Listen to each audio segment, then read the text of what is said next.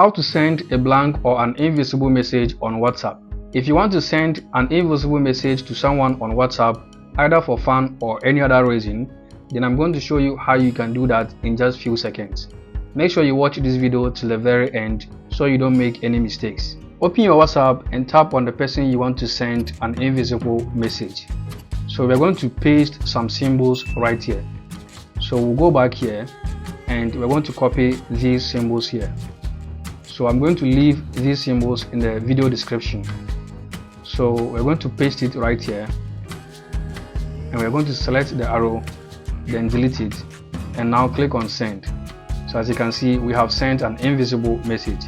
Let's repeat that again. So we'll long press, then click on paste, and we're going to select the arrow, then delete the arrow, then click on send. If you found value in this video, then give it a like, drop a comment, and consider subscribing for more videos like this in the future. Thanks for watching, and I'll see you in my next video.